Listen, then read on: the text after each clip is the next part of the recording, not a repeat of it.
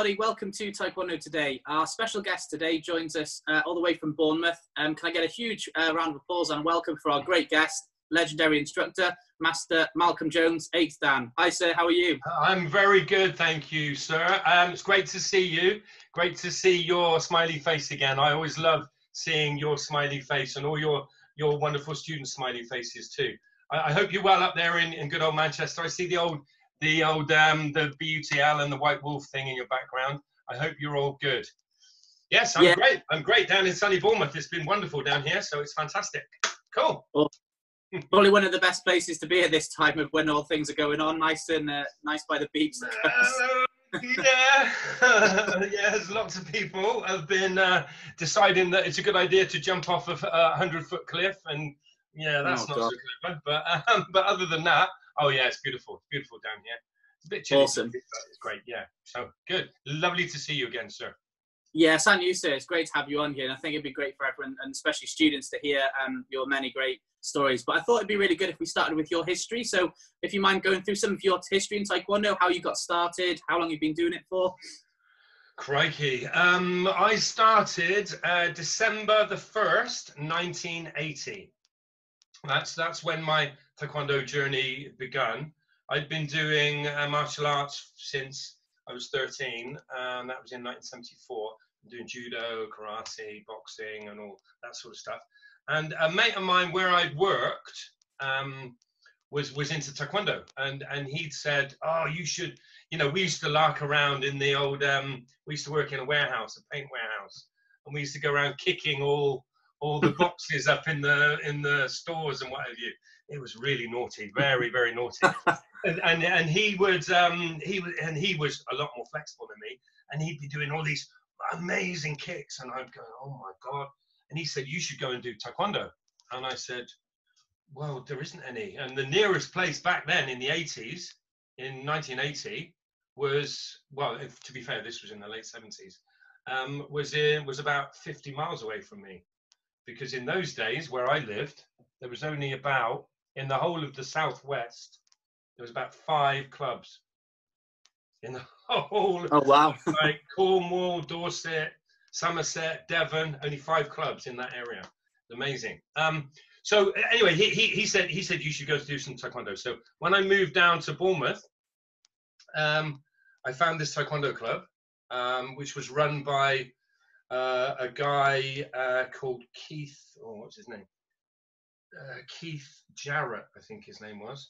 And he was just, I think he was a green belt, and he ran this club as a green belt. You know, in those days, it was anything goes. Yeah. And I went along. No, Keith Yates. That's who it was. It's Keith Yates. And I went along to his class, and it was just me and him. and he said, "Oh, this is great. You know, we should take on the world and make this a fantastic Taekwondo thing." And I said, "Well, yeah, whatever." So I did Taekwondo with him, just larking around. Really, it wasn't really a proper class. And then we discovered this WTF person called Vincent Chung, and he took us on. And I did WTF originally. It was 1980. I did WTF Taekwondo. And then you could double grade. I think I only did 1 grading, and I went from white belt to green belt in 1 go, because it was all about sparring and what have you. Yeah. And then this guy that I'd met, he said, well, I used to train in Andover in an ITF club, and it was run by a black stripe called Brian Lovejoy. And he said, you know, why don't we go up there and try that? Because we both didn't really like the WTF one. We preferred more the ITF type stuff. And we went up there, and I never looked back, really. It was ITF stuff from there on. So yeah, so that's been 40 years. Oh wow. Yeah. So it's been quite a long time, but it's all been good fun. It's all been good fun. Absolutely, it's amazing. Like the next thing I was going to speak to you about, and I suppose it's going to be hard to answer with 40 years worth of experience and memories. But what would you say is like one of your biggest or favorite achievements that you've either experienced or achieved yourself in your 40 years of Taekwondo? I always say this to everybody that speaks to me.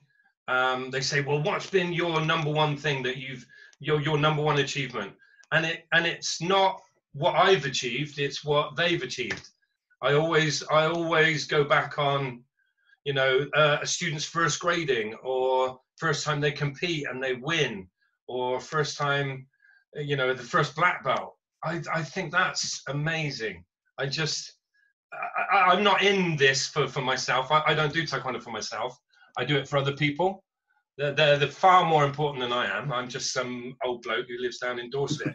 I'm just some guy who can't kick very well. And it's them. Those are the people that are my best achievements. Yes, I've had people, as you know, I think when we were in Holland, sir, about 3-4 years ago, you saw Oh yes, yeah. a couple of my guys win world titles. I've had 6 or 7 world champions. And one lady back in the days of THB was 6-time world Taekwondo champion. Unbelievable, wow. Undefeated, fantastic. And those things are great, but those high level people aren't kind of normal. I don't mean that horribly, but they're not your normal average person. Normal average person just wants to come along, have a little bit of fun, and do some kicking and punching. That's the people that I like teaching. Obviously, I like the elite people as well. You know, that's great, but I just like to see people achieve. I also miss summer camps. I'm not sure if you ever did any, sir, but yeah. Oh my God, I so miss those. You know, the camaraderie. You just go away for a week, just camping by the sea. I absolutely adore it. I haven't done it for, oh God, nearly 15 years. So I really do miss those times. And I suppose on my own personal point of view, was meeting General Che, and grading with General Che. When he came to the UK, the last time he was ever here, before he passed away, unfortunately, was in September 2000. And to meet him and to have the honor of grading for 5th degree under him, wow, was something I'll never, ever forget. Incredible performance. And, you know, to meet and just sit and listen to him talk, I was like gobsmacked. I was like, my jaw must have been so like that. It was just incredible to hear him talking, and his experiences and his knowledge. I've never ever forget that. So yeah. Wow. So those are the things for me, sir. Yeah, no, that is amazing, and it's one of the things I wish I'd started in 1999. So I was 9 years old then, so I sadly didn't get a chance to ever meet General Che and that, but everything I've heard has been amazing, and, you know, watching the great things online. So I can imagine how that would be such an incredible moment. It's funny you mention summer camps, because we were going to try and do one this summer for the first time with the student national squad, and we booked a nice little place on the Yorkshire coast to go and do it and things like that. And we had I think we were going to be there Friday to Monday, like a long weekend, but sadly with everything going on, that's had to be postponed. So I don't know if we change it to a winter camp or something like that. But yeah. I mean, winter camps are good fun. I mean, we used to do winter camps as well. But haven't you done ones abroad? Haven't you done or are they just? Oh yeah. Yes. Or should I mention what goes on abroad? No, we say summer camp, but sadly a lot less training and a lot more holidaying, really. But we were trying to, with these ones, we were trying to make it kind of a more summer camp feel, because you're dead right. I missed them from when I was a kid, and when I was younger, they're fantastic, and a young adult, they were great. So if we do get one sorted next year, we'll definitely invite you, sir. I'm sure. Yes, I'll be there. I'll be there with my sun hat and my bucket and spade. I'll be there. Yeah, I thought that would be great. Because it is things like that. I think that the great thing, especially the thing the students love with Taekwondo in general, is that camaraderie, is that kind of, you know, family building and the experiences they have. Because the ones that I've experienced, you know, going abroad and things like that, when I was training, you know, we very rarely got those opportunities, or you know, they just weren't there now. And with the world being so much more accessible and Taekwondo being so much more accessible, it's amazing that the experiences that people get. Because like you said, we've traveled the world together a few times, haven't we? We've been in Holland and Poland and things like that. And it's just amazing to see how how those opportunities are just such a great way of showing the true what Taekwondo really is, which is awesome. Well, yeah, I mean, it is harping back to when I was a kid. When I was a kid, there was no mobile phones, there was no Facebook, there was no Twitter, there was no TikTok. You know, what the heck TikTok was all about, I never know. I'm way too old for all that sort of stuff. But there was none of that. And it was just talking to people, chatting to people, and having a good time, and just enjoying each other's company, and not being sat at a table and going, all right, yeah, I need to... Boom, boom, boom, boom. Oh, yeah, boom, boom, boom, boom. There's none of that, okay? It's just enjoying people's company. And I absolutely loved it, adored it. Best place to get suntan as well. you could spend all 2 weeks in Jamaica, but to get the best suntan, you need to go to summer camp for a week. Yeah. Just outside in the sun. Oh my God, it's amazing. Yeah. Yeah. So let me know if you're going to do one, sir, because I'll be there. I'll be there before. It's definitely, we planned it. We booked everything, and the place we were going to use has just contacted us to say that you know, they don't think they could give us the experience that we were hoping for this, especially we were going to do it next month, but I think the consensus is we'll definitely jump it to 2021 summer, so I'll definitely keep you in the loop. That'd be great. I mean, if you guys ever want a winter one, I've got a perfect venue down here. Perfect venue for it for winter. It's loads of entertainment, and it's a weekend thing. Normally starts Friday and finishes like most people goes. I think Sunday night. I think most people finish. But yeah, it's a brilliant place. A lot of the other groups use it. You know, all the other Taekwondo groups and a lot of other martial art groups use it, and it's a reason. You know, it's really, really good. The chalets are very basic, or you can go really glam. Okay, it's whatever you want. So, yeah. Oh, awesome! That sounds great. That'd be fantastic. Yeah, and moving that on as well, because I wanted to kind of ask you, because I'm sure, again, with your 40 years experience, you've got many great funny stories and memories, because I wanted to try and make these things a bit more funny, because I think that, especially with the students, they all, especially if they've never done Taekwondo before, they come to university in September, they've got this great attitude of, they're so excitable, everything's amazing. Joining something like Taekwondo for the first time is amazing because it's so new. And obviously with those things, it's always very fun, and there's a lot of great moments that happen that, you know, they have a big social side and fun side. So I just thought it'd be great if there's any stories you can tell us, or what legal ones, legal ones without. It's probably some juniors. Any funny memories? Yeah. I mean, going back, believe it or not, for all the people that are going to be watching this who've never heard of Taekwondo before, I think we touched on it earlier. The founder of Taekwondo is a gentleman called General Choi Hong-hee. And like I said, when he came to the UK for the last time in 2000, he took us out for a meal. And I've never seen someone so funny in all my life. Really? And everyone would think, oh, you know, he's really deadly serious, and he's like this, and oh my God. No, he wasn't at all. He was so relaxed. He was so humorous. He was so down to earth and laid back. He wasn't some sort of special person who nobody could get close to.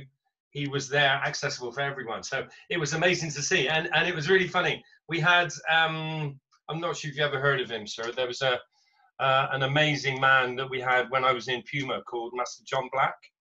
Oh yes, I have. Yes. Yeah, incredible personality. Unfortunately, he passed away some time ago. A very sad happening.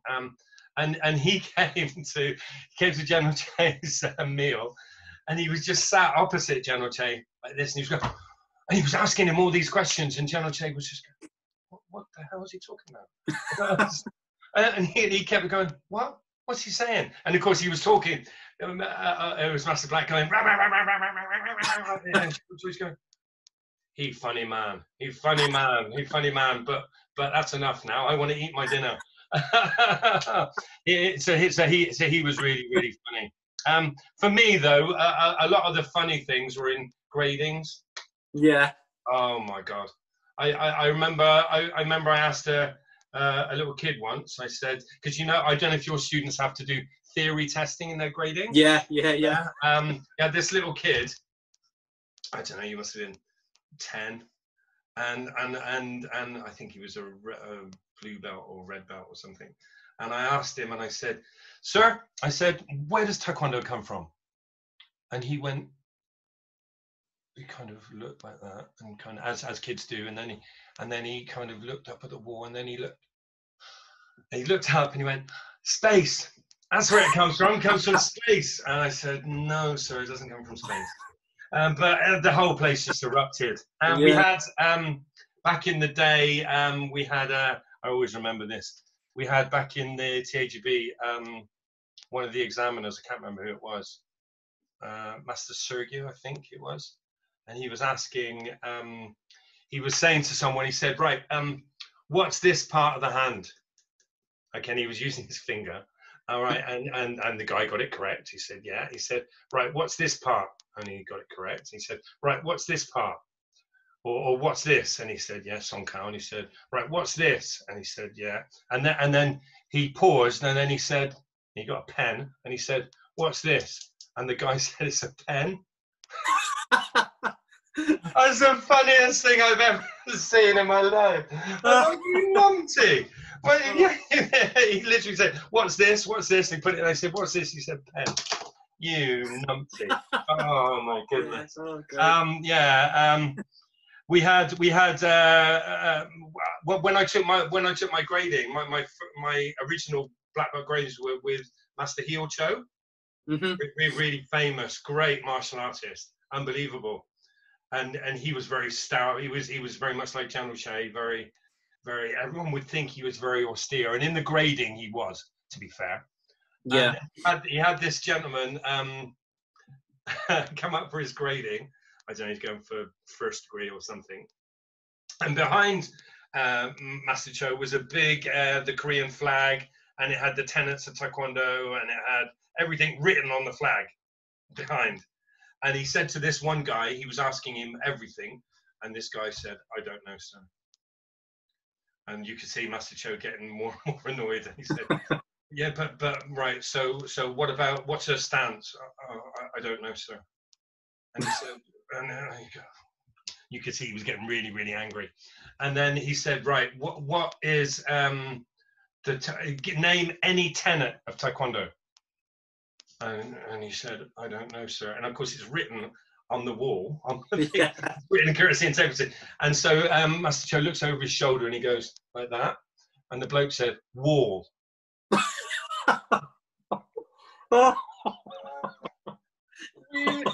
What are you doing? Really funny. I remember, there's so many funny things. I remember one of the examiners,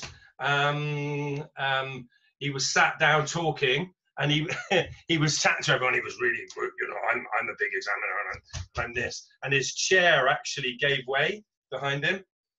It's a bit like it was a bit like the Graham Norton thing. Have you seen the Graham Norton when they all you saw was this guy, and then all of a sudden all you see was his legs just appear out of nowhere because he fell over.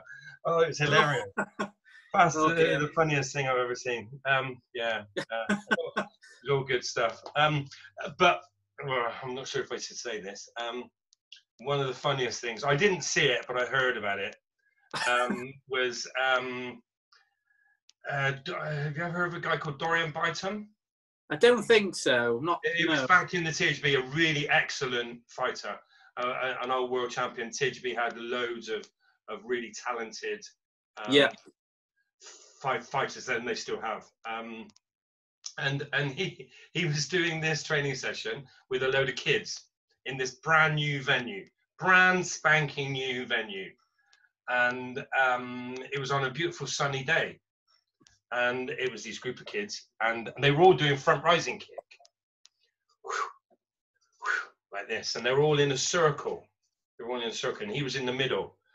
And they were young kids, and they were doing this stuff, and the roof was leaking, and this water kept pouring down on top of Dorian. It kept, and he was thinking, "What's going on here? What's going on here?" And the kids are doing this front rising kick and what have you. But it wasn't the roof was leaking. One of the kids had peed himself. It was, and it was flicking out all over him. Oh my God! Oh dear. Yeah, Oh yeah, no. yeah. Oh Bless. wow. It So just seems. there's loads of funny stuff. Yeah. Yeah. I don't know if you remember this, because I had one of my funniest moments, and also I suppose scariest moments to start with, was involving you. Do you remember when I stayed with you for the Grandmaster Huang Kwang Sung seminar? Oh yes, I do.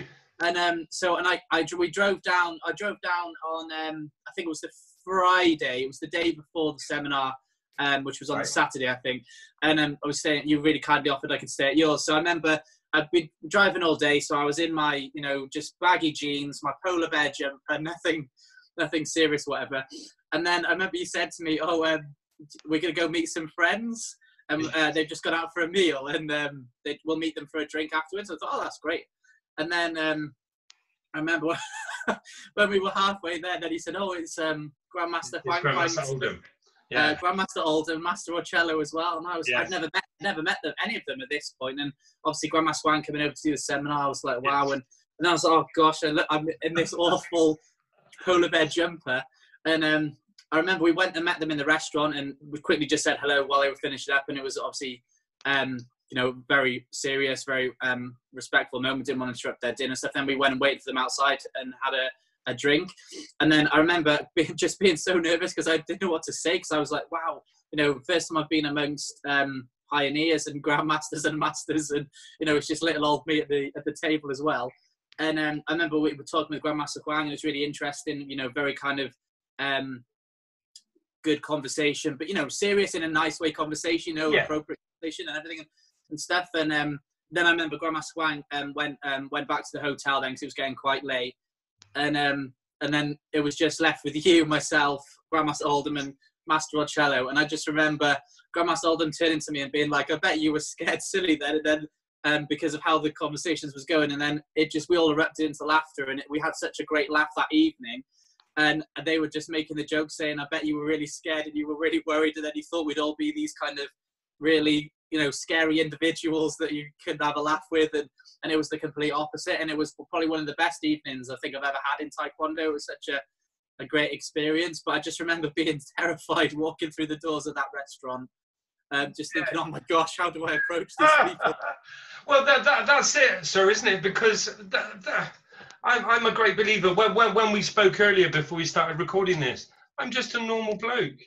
Everyone, people are normal. We're not anything special. We just, it's just an eighth degree. What's that? It's just a piece of paper. Doesn't mean anything, does it? I'm still a normal guy. I'll still go to McDonald's. I'll still order a Big Mac.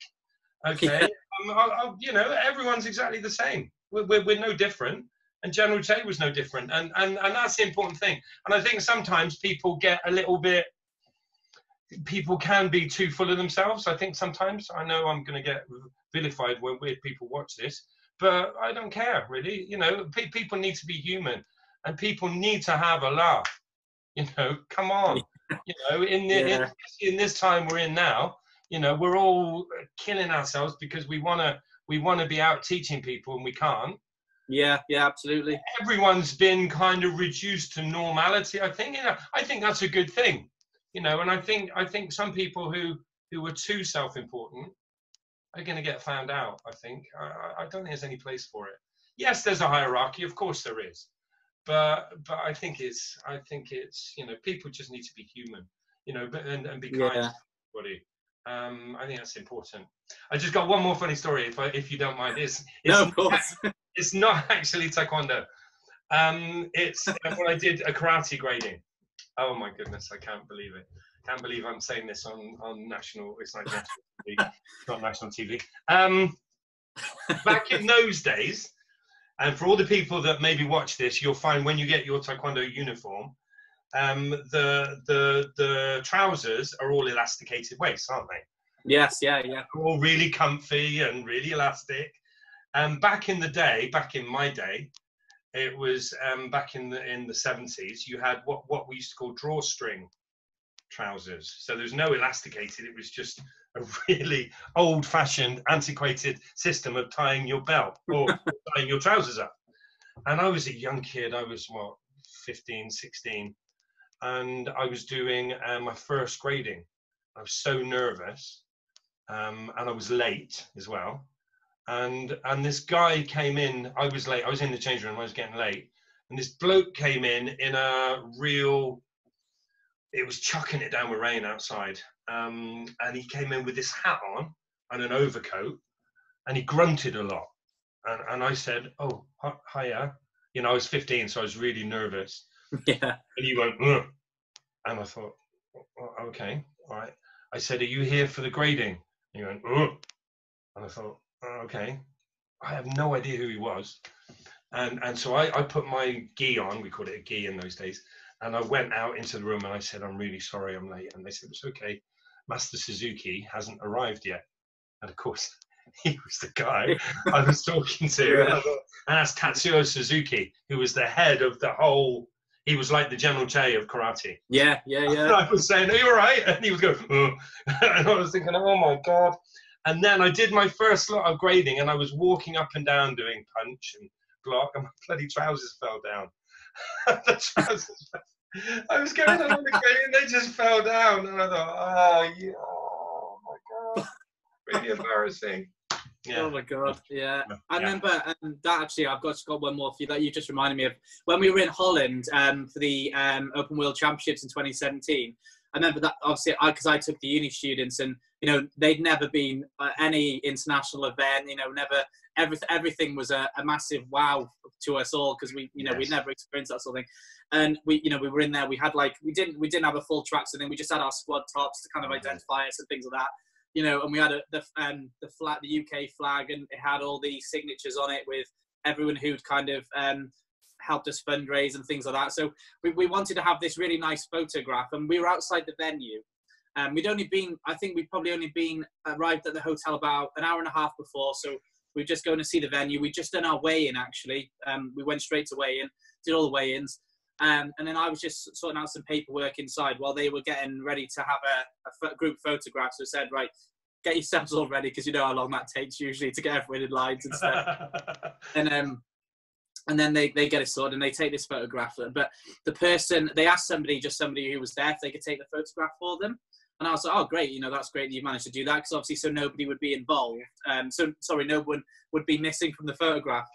And then as I go back then and meet them, I said, oh, great, let's see your photograph. And the photograph was lovely and all this. They're all together, all smart, like no one's doing anything naughty. They're just all perfect.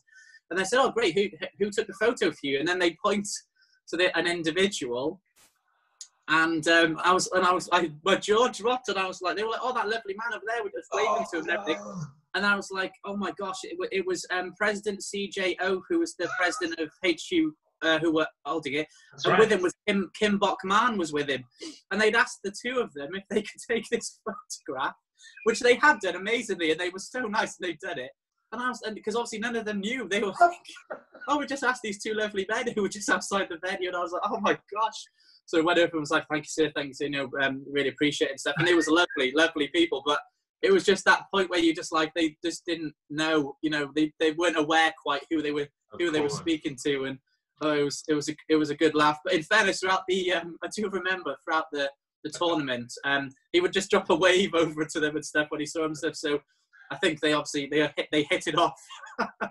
but that's wonderful, isn't it? Because because that just again, it's that people being human. You know, these are the people at the top of the tree. Absolutely. You know, I mean, King Bok. I mean, my goodness, he was around when you know, in the 50s. You know, in the 50s. Oh my God, he's one of the pioneers of Taekwondo. Okay, incredible. And he's there taking Polaroids. Which was amazing. It was just really, it was one of those moments where you go, it's a magical moment, but at the same time, none of them realised what was going on. But yeah, that was good fun. I just wanted to ask you, sir, as well, one of my last questions was, because you know, especially aimed for the university students, but also I think more importantly, there's so many people out there that are maybe, you know, in higher education, college or A levels and things like that might be considering going to university.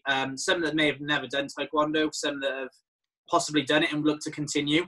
Have you got any advice you'd give students of that age to say, like, why do you think that Taekwondo would be a great thing for them to get involved Yeah. with if they never have, or keep going with if they've already started? I do, sir. I'm not sure if I told you this, but one of the proudest, and I should have really put it in my memories, really. One of the proudest parts of my life was in Southampton in the 90s when I taught at a uni. Exactly. And I was kind of doing what you're doing. And I'll never forget those 6-7 years that I did that, because some of the people that I met, I'm still friends with now. In fact, one of them is probably my closest friend from those days, because the camaraderie we had, and I was they kind of got me into their like gang and stuff, and I loved it because we went out drinking, we went out socializing, we went out partying, and I was a bit older than them, so they were in their late teens, early 20s, and I was in my 30s at the time. Yeah. But they loved it. I loved it. I thought it was great, and it was such a great time. But the number one thing was we have fun. We enjoyed it. Everyone needs to have fun. I think as long as you love your Taekwondo or whatever it is you're doing, your kickboxing or whatever. In our case, it's Taekwondo. Is enjoy it. Enjoy that time. Enjoy that first initial, when you guys have freshers fair. Up and what have you. You never get that time back again. That time stays with you. Stayed with me. It was in the 90s, and it's still with me now. Every time I see my close friend, I don't think you've ever met him, sir, but one day you'll meet him, and he's such a lovely guy. And awesome. So enjoy your training, and enjoy your social life, because uni, as you know, is very social linked. You have these parties and have these gatherings and all that sort of stuff. So get as much social interaction as you can. Don't take yourself too seriously. Okay, be respectful, but don't take yourself too seriously. But take your martial arts seriously. And when you're competing, because eventually you're going to start to compete, don't be too discouraged if you don't win. Okay, just enjoy. You can still learn a lot from not winning. It's not all about winning. It's about that step and progressing. You can learn a lot from coming second or third, or even coming 10th. You can learn a lot from. So don't get too hung up if you don't win. Just enjoy yourself, because it's a very special thing. Taekwondo is so special, because of, as we touched on before, all the camaraderie and all the social side of things. It's got so much to offer. Just get everybody to enjoy it, and that's it really. It's just enjoyment. Yeah, no, thanks. I think that's great advice, and I think it's been lovely to see, even during this kind of difficult time with lockdowns and things like that so many of the university clubs have been continuing doing like pub quizzes online with each other, video chats, training as well. It's really nice to see that they've kept that going, because I suppose for a lot of people that is what keeps them going during this time as well. So it really is a great ethos to have, and I think that it's a really great movement where students can kind of get involved in martial arts or any type of things at university. In all honesty, I think it's really good. So thank you for that advice. That's really great. That's all right, sir. No, it's been great talking to you. I've really enjoyed chatting to you and hearing these stories. It's one of those things where I suppose that we could do 1 million episodes and we still wouldn't cover all the stories and the memories and things. But I really appreciate having you on, and you've been a fantastic guest. Thank you so much, and I wish you all the best, and hopefully we'll see each other physically sooner rather than later. Yeah, I hope so, sir, because I love coming up to see you guys. It's one of my favorite places to go because the atmosphere is just so terrific. So thank you very much. I hope you all guys stay safe, and we hope to see you at the World Championships. Yes, absolutely. Yes, absolutely. Thank you, sir. Okay, take care.